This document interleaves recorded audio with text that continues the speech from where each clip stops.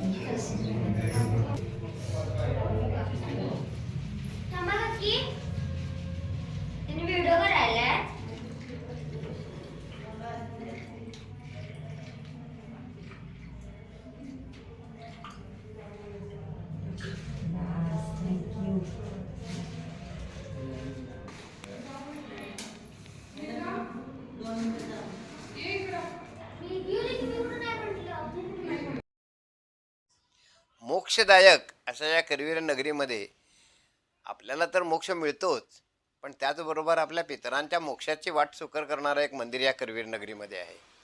विष्णुगया हे या मंदिराचं नाव.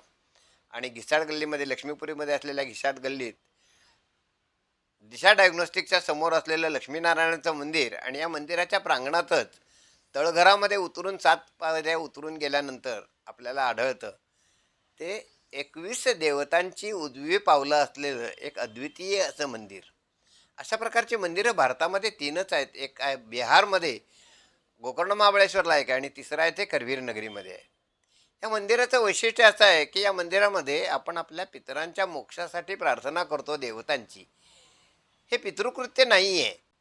म्हणजे पितृपक्षामध्ये जसं आपण पिंड अर्पण करतो आपल्या पितरांच्यासाठी, तर या ठिकाणी आपल्या पितरांना मोक्ष मिळावा म्हणून देवतांची केलेली पूजा हे या ठिकाणच्या तर्पण विधीचं वैशिष्ट्य आहे. या ठिकाणी काळे तीळ आणि पाणी हे त्या पावलांच्यावरती व्हायचं असतात आणि त्या त्या देवतांचं स्मरण करायचं असतं. करवीर महात्म्यामध्ये यासाठीचा एक संपूर्ण विधी अतिशय स्पष्टपणानं दिलेला आहे.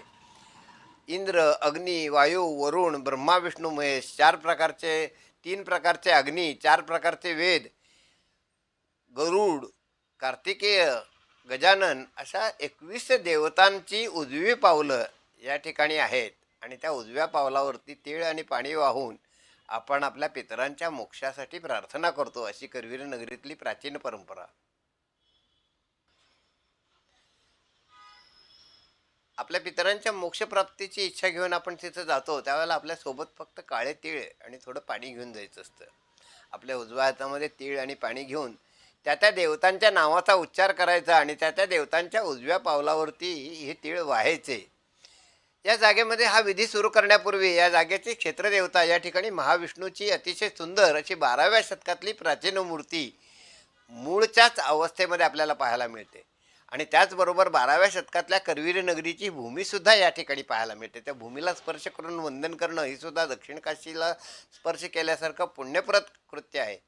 आणि म्हणून या ठिकाणी पहिल्यांदा विष्णूची स्तुती करायची, त्या विष्णूच्या पायावरती फक्त पाणी व्हायचं आणि त्यानंतर या 21 पावलांच्या 21 देवतांना आपल्या पितरांच्या मोक्षप्राप्तीसाठी प्रार्थना करायची.